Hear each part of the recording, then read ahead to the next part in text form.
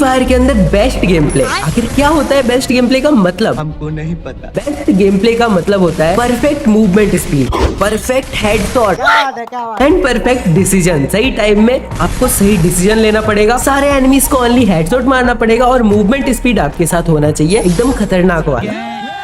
इस वीडियो को एंड तक जो भी प्लेयर देखेगा वो अपने गेम प्ले को नूब से लेके लेजेंड तक बिल्कुल चंद मिनटों में ही पहुंचा देगा। धरती, ब्रह्मांड, आकाश, पाताल का सारा ज्ञान मैंने इस वीडियो के अंदर भर दिया है यार। वीडियो के लास्ट में आपको ट्रिक नंबर 4 बताऊंगा, जिसके अंदर आपको हेडशॉट मारने का जो राज है, जो सीक्रेट है, जो सारे लेजेंड प्लेयर्स यूज करते हैं पर किसी को बताते नहीं है, वो मैं आपको बताऊंगा।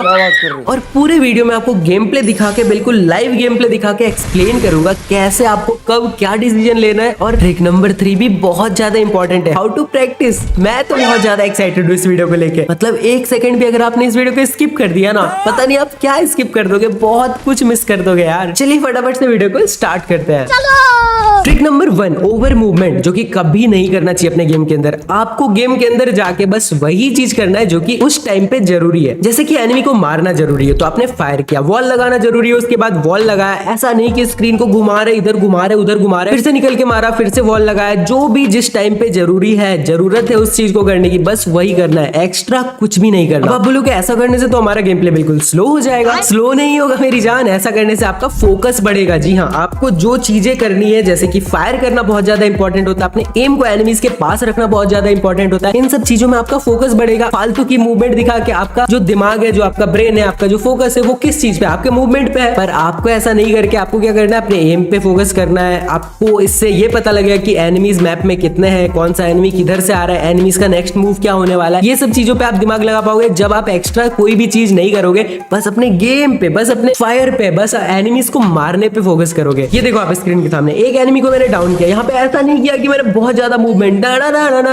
रुको कैफे नहीं बनने गया भाई मैं, सामने की ओर गया, दूसरा एनिमी दिखा तो उसके दूसरे साइड से घूम के गया, जिससे कि इसको भी मैंने बहुत ज्यादा डैमेज दिया। वॉल लगाना इंपॉर्टेंट था क्योंकि 2-3 एनिमीज थे उस जगह पे, वॉल लगा दिया। फिर से पीछे घूम फिर के एक एक एनिमीज को एक एक को बुला के मारूंगा, क्योंकि 4 बंदे जब आपके सामने रहेंगे ना, आप चारों को एक साथ कभी नहीं मार सकते। एक एक को बुला बुला के घुमा फिरा के ही मारना पड़ेगा आपको। यहाँ पे देखो दूसरे को डाउन किया, शांति से निकल गया। ऐसा नहीं कि स्क्रीन को बिल्कुल घुमाए जा रहा हूँ, इधर बॉल लगा रहा हूँ, उधर लगा रहा हूँ, नहीं भाई, घूम रहा हूँ, फिर रहा हूँ, एनिमी को ढूंढ रहा हूँ। इधर से फायर का साउंड आया, इसको भी डाउन किया आराम से। इतना स्पीड रखो अपने गेम प्ले में। स्पीड का मतलब ये नहीं होता अपने स्क्रीन को हिलाना होता है, स्पीड का मतलब होता है आपका फोकस। यहाँ पे देखो किस स्पीड से मैंने बॉल लगाया, एनिमी को बस मारने का ट्राई किया, वो नहीं लगा, उस पे एम नहीं किया, मैंने भग से बॉल लगा दिया। फिर से मारने का ट्राई किया और यहाँ पे आ गया एनिमी को, मैंने डैमेज देने का ट्राई किया, नहीं लगा, मैंने बॉल लगा दिया। ऐसा नहीं कि लगातार फायर कर रहा हूँ मैं, उसके बाद नहीं लग रहा, फिर भी मूवमेंट दिखा रहा हूँ, लग रहा, फिर भी मूवमेंट दिखा रहा हूँ, दूसरा एनिमी आके उसे मार देगा। जैसे दिखा एनिमी बिल्कुल खुले में है, बॉल भी नहीं लगा सकते, बहुत क्लोज में है, तो मैंने यहाँ पे वुकोंग का यूज किया जिससे कि उसका डिफॉल्ट एम मेरे ऊपर काम ना करे, और यहाँ पे इसको मारने का प्रयास किया। इसने मुझे बहुत ज्यादा डैमेज दिया, तब मैंने वॉल लगाया। वॉल लगा के जितना जल्दी हो सके उस जगह से निकलने का ट्राई करूंगा, मेडिकेट करूंगा, अपने आप को कवर करके मस्त घुमा फिरा के पूरे स्क्वाड को खत्म कर दिया। Trick number 2, defence. आपको अपने आप को बचाना सबसे ज्यादा इंपॉर्टेंट है। आप एनिमी को मारोगे वो ठीक है, चलो अपनी जगह पे, लेकिन अगर आप अपने आप को ही नहीं बचाओगे, मान लो आपने एक बंदे को खत्म कर दिया, उसका दूसरा टीममेट आके आपको मार देगा, आप क्या करोगे फिर? उसके बाद आपका तो पूरा गेम ही खत्म हो गया सोलो वर्सेस स्क्वाड का। बात तो सही है। अपने आप को सेव करना सबसे ज्यादा इंपॉर्टेंट। चाहे सामने पूरा स्क्वाड है, पूरा स्क्वाड का एक भी बंदा ना मरे, लेकिन आप जिंदा हो ना, तो आप एक टाइम पे उनको घुमा फिरा के मार दोगे। और मैंने नोटिस किया है मैक्सिमम प्लेयर्स क्या करते हैं, एग्रेसिव खेलते हैं, जाके बस घुस जाना है पूरी स्क्वाड के अंदर। देखो इस क्लिप के अंदर क्या हो रहा है, एनिमी को मारने का प्रयास किया, नहीं लगा, वो जैसे ही मुझे मारने वाला था उसके मुंह पे बॉल लगा दिया, जिससे कि क्या हुआ, वो मुझे नहीं मार पाएगा। मैं बॉल लगाऊंगा, मेरे पास वॉल है, मैं बॉल कब यूज करूंगा, जब वो मुझे बहुत ज्यादा डैमेज दे देगा। मेडकिट के लिए बॉल का यूज करूंगा क्या? नहीं, उसको डैमेज ही नहीं देने देना है। बॉल लगा के आगे बढ़ा, फिर से मारने का प्रयास किया, नहीं लगा, फिर से बॉल लगा दिया, एक भी डैमेज वो मुझे नहीं दे पा रहा, फिर से आगे बढ़ा, वो मेरे बहुत क्लोज पे आ गया, 2 बंदे मुझे दिखे, मेरी फट गई। मैंने यहाँ पे वुकोंग का यूज किया जिससे कि किसी का भी डिफॉल्ट एम मेरे पे काम ना करे। फिर से मैंने फायर किया, एनिमी खत्म हुआ, मैंने वॉल लगा दिया क्योंकि उसका दूसरा टीममेट भी आसपास ही था। जैसे उसका एक और टीममेट दिखा, मैंने वुकोंग लगा लिया क्योंकि वॉल लगाना थोड़ा सा लेट होता है, जिससे कि वो मुझे मार सकता था, लेकिन मैंने वुकोंग का यूज किया। एक भी डैमेज अपने पे नहीं पड़ना है, ऐसे ही आप पूरे स्क्वाड को मार पाओगे। मैंने एक और एनिमी को डाउन किया, जल्दी से वॉल लगा के दूसरे को डाउन करने का ट्राई किया, नहीं हुआ, फिर से वॉल लगा के कवर कर लिया। देखो वो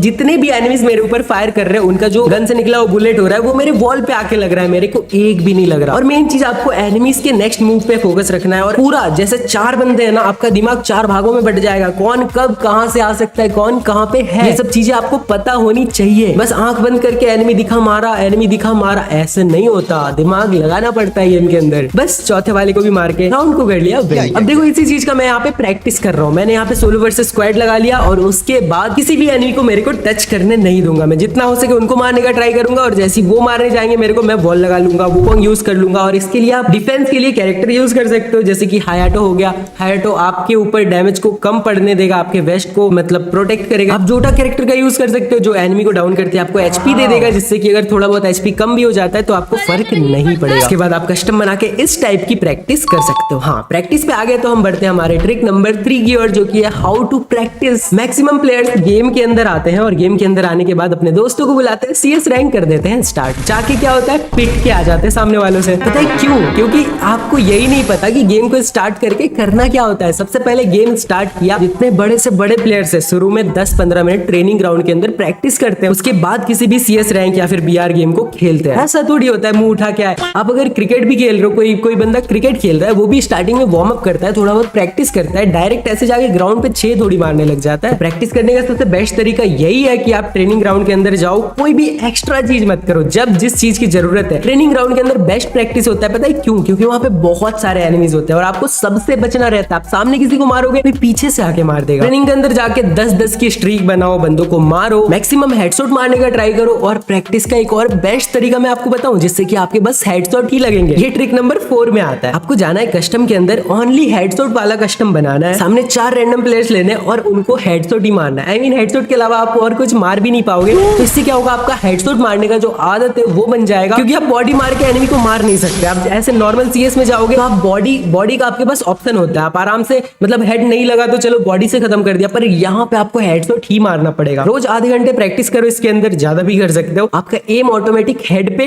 खिंचाएगा भाई। आप नॉर्मल सीएस के अंदर भी जाओगे ना तो आपको मन करेगा कि बस ऊपर लेके जाओ किसी तरह एम को, इसको हेडशॉट मारो। आप भूल ही जाओगे कि बॉडी शॉट का भी ऑप्शन है आपके पास। एक पंछी को जब भी पिंजड़े में रखा जाता है तो वो उड़ना भूल जाता है, वैसे ही जब आप सिर्फ हेडशॉट मारोगे तो आप बॉडी शॉट मारना भूल जाओगे। इस वीडियो में मैंने ज्यादातर आपको प्रैक्टिस के रिलेटेड ही चीजें बताई, क्योंकि प्रैक्टिस में एक समय परफेक्ट। प्रैक्टिस करोगे जितना ज्यादा उतना ही प्रो होगे। बाकी जितनी भी चीजें हैं सब कुछ आपके दिमाग में ऑटोमेटिक आएगी कि एनिमीज का फोकस, एनिमीज का नेक्स्ट मूव कैसे पता करें, सब कुछ। जितना ज्यादा प्रैक्टिस करोगे उतना ज्यादा आप गेम को खुद से सीखते जाओगे। वैसे बताने के लिए और भी बहुत सारी चीजें हैं, लेकिन ये वीडियो बहुत ज्यादा लंबा हो जाएगा, इसलिए वीडियो को करते हैं यहीं पे खत्म। मैं मिलता हूं आपसे अगली वीडियो में, तब तक के लिए bye bye, take care and love you all.